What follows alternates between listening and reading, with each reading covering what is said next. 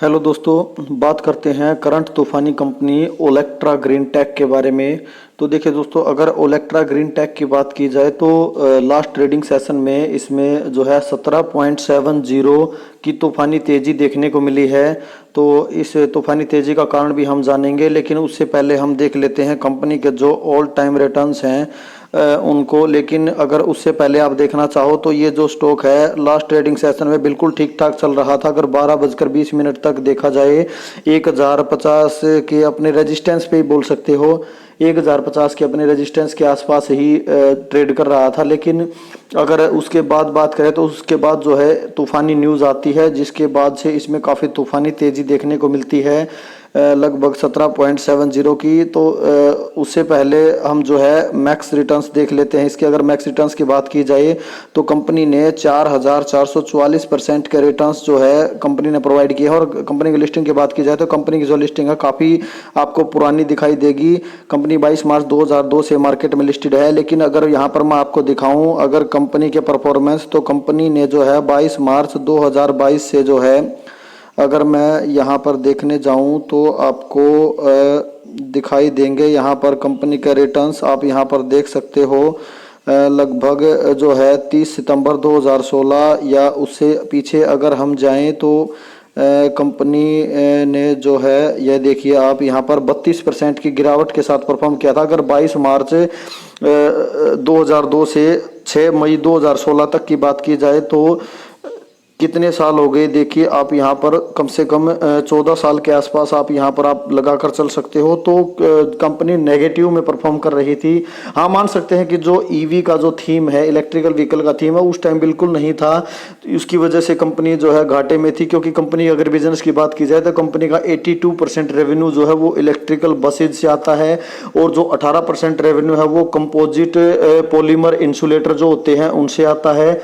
तो चलो मान लिया कि उस टाइम इलेक्ट्रिकल व्हीकल का थीम नहीं था, इसी वजह से कंपनी जो है बिल्कुल लॉस मेकिंग कंपनी कही जा सकती है। लेकिन ये जितने भी रिटर्न्स प्रोवाइड किए हैं कंपनी ने, ये जो है 2016 के बाद ही प्रोवाइड किए हैं। लेकिन अगर हम यहाँ पर बात करें कोविड क्रैश की, तो कोविड क्रैश में जो है ये स्टॉक सीधा 200-250 रुपये से आप कह सकते हो 60 रुपये 70 रुपये तक आ गया था, 66 रुपये 70 रुपये तक आ गया था। तो जो है 70 रुपये से अब भाग भाग कर 2023 में ये स्टॉक जो है 60 रुपये 70 रुपये से भाग भाग कर 1200 रुपये का हो चुका है। यानी लगभग अपने 20 गुना के आसपास जो है स्टॉक 2020 से हो चुका है। तो देखिए दोस्तों, ये जो स्टॉक होते हैं ये कुछ ऐसे होते हैं कि इनमें जो है ऑर्डर बुक अगर आपकी स्ट्रॉन्ग रहती है तो उस हिसाब से ये परफॉर्म करते हैं। तो इसको एक हाईली थीमेटिक कंपनी मानते हुए हमें जो है इन्वेस्टमेंट करनी होती है, क्योंकि ये जो है ऑर्डर बुक को इनमें क्लोजली ट्रैक करना पड़ता है। अगर ऑर्डर बुक स्ट्रॉन्ग बनी रहती है तो काफी अच्छी तेजी बनी रहेगी। लेकिन अगर ऑर्डर नहीं मिलते हैं तो फिर जो है आपको यहाँ पर, जैसे पास्ट में कंपनी ने परफॉर्म किया था, 14 साल में कुछ भी कमा कर नहीं दिया जबकि इन्वेस्टर से ही वापस ले लिया था, तो उस तरह भी परफॉर्म कर सकती है। तो इस तरह के स्टॉक्स में जो है ऑर्डर बुक को काफी क्लोजली ट्रैक करना पड़ता है। तो देखिए दोस्तों, न्यूज़ आपके सामने है। ये जो तूफानी न्यूज़ जो लास्ट ट्रेडिंग सेशन में आई थी, तो इस न्यूज़ के आते ही जो है स्टॉक 17.70% भाग गया, 18% के आसपास भाग गया था। तो देखिए दोस्तों, ये जो न्यूज़ है इस न्यूज़ में साफ साफ लिखा हुआ कि कंपनी ने काफ़ी बड़ा लार्ज ऑर्डर शब्द यूज किया गया है यहाँ पर। लार्ज ऑर्डर, लार्ज का मतलब काफ़ी बड़ा ऑर्डर जो है कंपनी ने जीता है यहाँ पर। तो जो है 5100 इलेक्ट्रिकल व्हीकल बसेज जो है कंपनी को बनानी है 10,000 करोड़ रुपए के मूल्य की। तो देखिए दोस्तों, ऑर्डर मिल चुका है कंपनी को, मानते हैं बहुत बड़ा ऑर्डर मिल चुका है। लेकिन अभी ना तो बस बनी है और ना ही कंपनी ने बस बनाकर डिलीवर की है, मात्र ऑर्डर मिला है। तो ऑर्डर मिलते ही ये न्यूज़, जैसे देखिए दोस्तों हम रिटेल इन्वेस्टर, हमारे पास न्यूज़ जो है जब तक न्यूज़ पहुंचती है तब तक स्टॉक जो है आसमान में पहुंच चुका होता है। तो इसलिए हमें कंपनीज के बिजनेस को अच्छी तरह समझकर, जब नीचे होता है स्टॉक, मैं बात कर रहा हूं फंडामेंटल इन्वेस्टिंग की, तो फंडामेंटल इन्वेस्टिंग हमें करने की कोशिश करनी चाहिए as a long term investor. Company के फंडामेंटल्स को समझकर, कंपनी के बिजनेस को समझकर ऑलरेडी उसमें अपनी पोजीशन बनाकर हमें बैठ जाना होता है, ना कि जो है मोमेंटम को चेज करना होता है। लेकिन हम करते उल्टा है। हम रिटेल इन्वेस्टर क्या करते हैं, मोमेंटम को चेज करने की कोशिश करते हैं। अब काफ़ी सारे इन्वेस्टर्स के जो है कमेंट आ रहे हैं कि जो है ओलेक्ट्रा ग्रीन को हम बाय कर लें,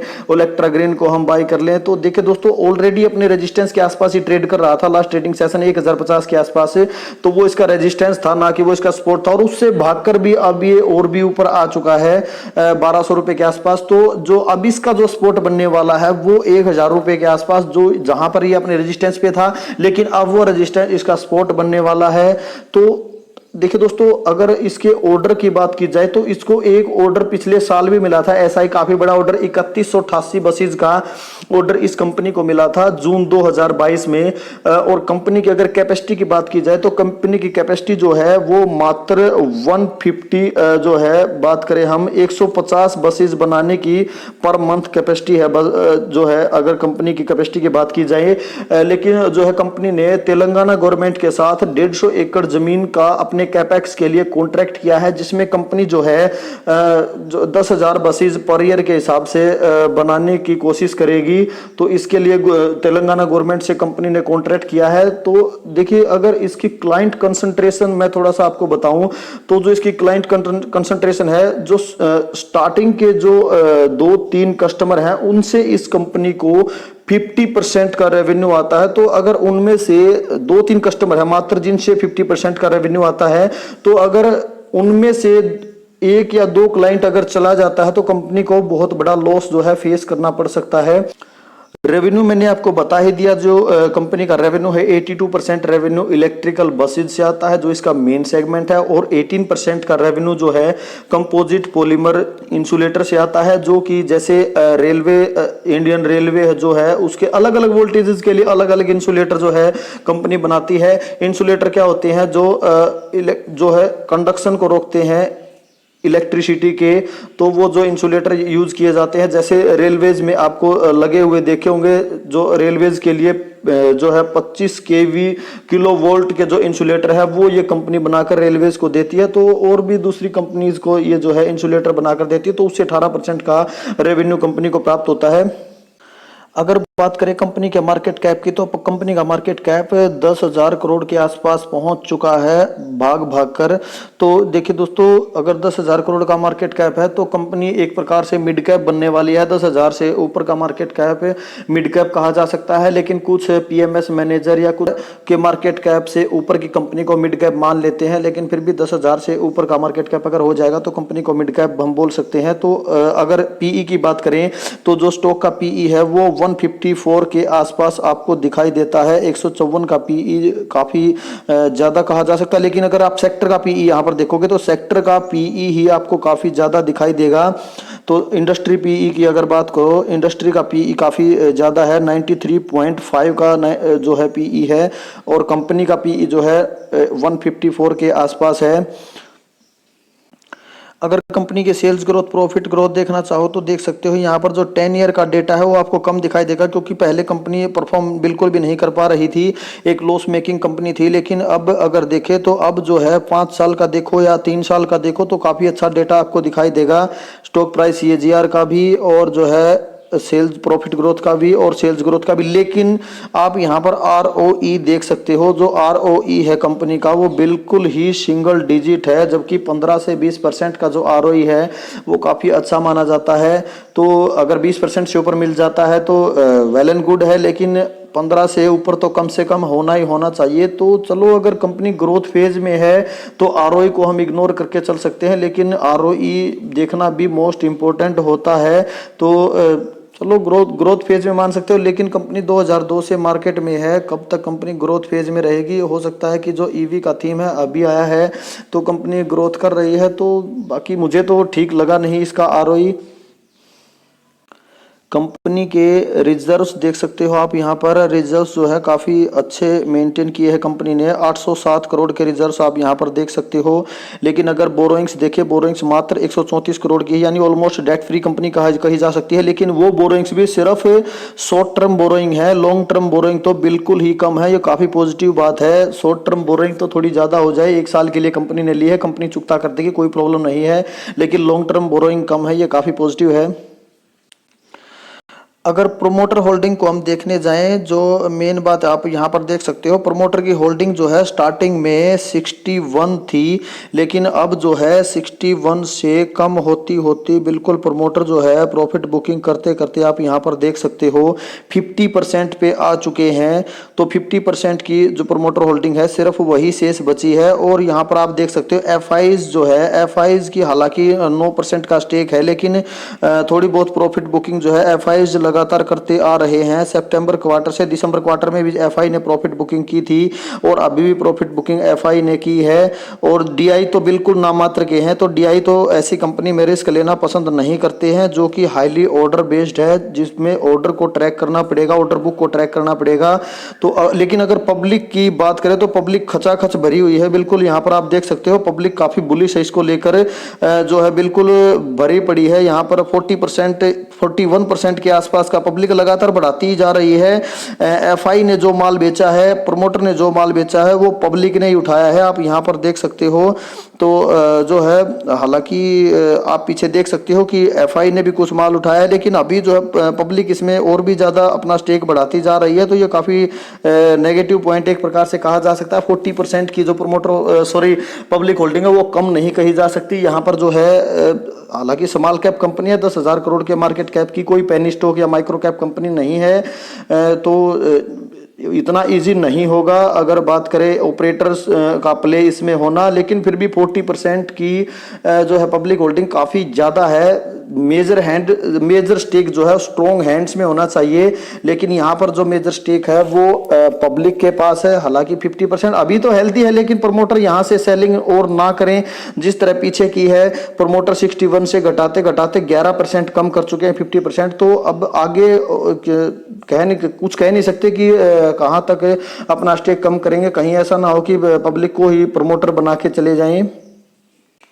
तो दोस्तों देखिए, अगर कंपनी के नेट सेल्स की बात की जाए तो नेट सेल हालांकि पहले तो थोड़ा थोड़ा बढ़ रही थी, बिल्कुल एक प्रकार से अटकी हुई सी लग रही थी, जो है यहाँ पर आप देखो, लेकिन थोड़ा थोड़ा बढ़ते बढ़ते अब काफ़ी अच्छा शूटअप आया है सेल्स में। और अगर प्रॉफिट्स को देखें तो प्रॉफिट्स में भी कंपनी लॉस मेकिंग हो गई थी। अगर 2019 की बात की जाए, 2019 में कंपनी लॉस मेकिंग थी, लेकिन अब जो है प्रॉफिटेबल बन चुकी है और अभी प्रॉफिट में भी काफ़ी अच्छा शूटअप है। जैसे कंपनी के शेयर प्राइस में शूटअप है, क्योंकि जो शेयर प्राइस है वो कंपनी के अर्निंग्स को ही फॉलो करता है। कंपनी की अर्निंग्स अगर बढ़ेंगी तो शेयर प्राइस जरूर ऊपर जाएगा। ये बात हमने जो है बजाज फाइनेंस में भी देखी।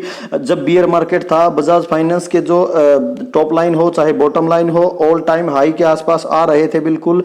तो लेकिन स्टॉक प्राइस नहीं बढ़ रहा था क्योंकि बियर मार्केट थी। लेकिन अब जैसे ही बुल मार्केट में अपडेट आया बजाज फाइनेंस का, तो काफ़ी अच्छी तेजी बजाज फाइनेंस में देखने को मिली। तो हमें वहाँ से यही लर्निंग मिली कि कंपनी का जो शेयर प्राइस है वो कंपनी की अर्निंग्स को ही फॉलो करता है। अगर अर्निंग्स आपकी बढ़ रही हैं तो शेयर प्राइस बिल्कुल ऊपर जाएगा ही जाएगा। दुनिया की कोई ताकत शेयर प्राइस को नीचे नहीं रख सकती अगर आपकी कंपनी की अर्निंग्स बढ़ रही हैं तो देखिए दोस्तों, अगर कंपनी के टेक्निकल्स की बात की जाए तो टेक्निकल्स में तो आग लगी है। यहाँ पर कोई भी चांस नहीं है किसी प्रकार के ट्रेडर या इन्वेस्टर के लिए। आप यहाँ पर देख सकते हो जो ऊंची बिल्डिंग है, यहाँ पर आप जो वॉल्यूम्स की ऊंची बिल्डिंग यहाँ पर ये नोट कर सकते हो आप। यहाँ पर जो ये ऊंची बिल्डिंग दिखाई दे रही है, काफ़ी ऊंची बिल्डिंग, काफ़ी जो हैवी बाइंग हमें यहाँ पर देखने को मिली। स्पोर्ट से भी नहीं कह सकते, रेजिस्टेंस से देखने को मिली। क्योंकि देखिए दोस्तों, जो डे ट्रेडर है वो एक्टिव हो जाते हैं। ऐसी न्यूज़ काफ़ी लार्ज जो है क्वांटिटी, लार्ज ऑर्डर कंपनी को मिला है। तो काफ़ी बड़ी मात्रा में कंपनी को ईवी बसेस बनानी है, तो काफ़ी बड़ा ऑर्डर कहा जा सकता है। तो जितना बड़ा ऑर्डर था उतनी बड़ी जो है कंपनी के शेयर में तेजी देखने को मिली है। तो पहले भी अपने रेजिस्टेंस के आसपास ही था। अगर बात करें हम यहाँ पर तो अपने 1,000 रुपये 1,050 की हम कह सकते हैं। तो 1,000 के आसपास का जो है रेजिस्टेंस था इसका। तो 1,050 पे ट्रेड कर रहा था, थोड़ा ऊपर ही था रेजिस्टेंस से भी। तो पहले भी ये रेजिस्टेंस था, अब ये सपोर्ट का काम करेगा।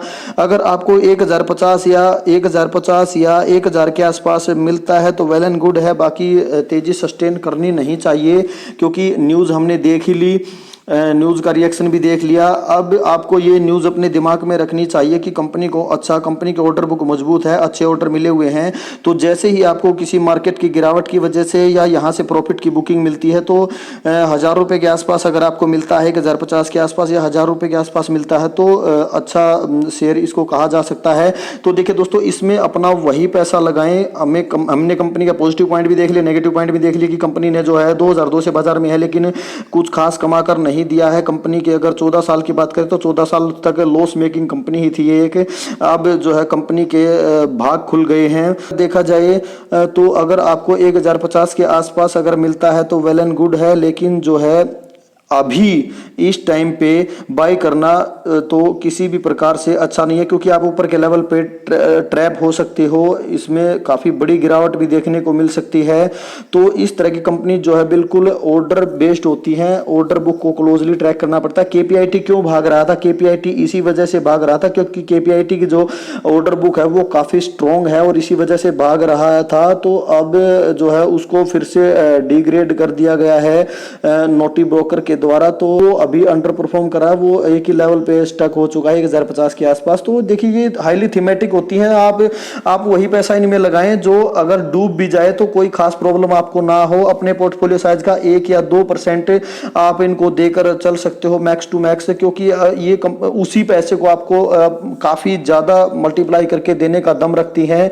तो इनको हाईली थीमेटिक कंपनी मानते हुए, high risky high rewarding company मानते हुए इसमें आप जो है अपनी स्मॉल अमाउंट इन्वेस्ट करके चल सकते हैं। बाकी कोई कॉल टिप या रिकमेंडेशन मैं नहीं दे रहा हूं। पैसा आपका है तो डिसीजन आपका ही होना चाहिए, क्योंकि मैं कोई सेबी रजिस्टर्ड एडवाइजर नहीं हूं। मैं सिर्फ अपना पर्सनल व्यू आपके साथ शेयर कर रहा हूं, क्योंकि काफी सारे इन्वेस्टर जो है इसकी तेजी को देखकर इतना इंप्रेस हो चुके हैं कि वो इसको अपनी टॉप मोस्ट होल्डिंग बनाने को भी तैयार हो चुके हैं।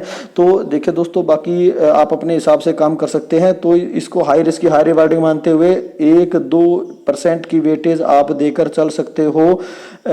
और लास्ट में एक बात और कहना चाहूँगा दोस्तों कि कोशिश करें फंडामेंटल इन्वेस्टिंग करने की, ना कि मोमेंटम इन्वेस्टिंग करने की। मोमेंटम इन्वेस्टिंग का काम ट्रेडर्स का होता है, लॉन्ग टर्म इन्वेस्टर का नहीं। तो as a long term investor पहले से ही जब इसको पीट के नीचे पटक रखा था, यहाँ पर आप देख सकते हो जो इसका लेवल था यहाँ पर काफ़ी पिटा हुआ था ये।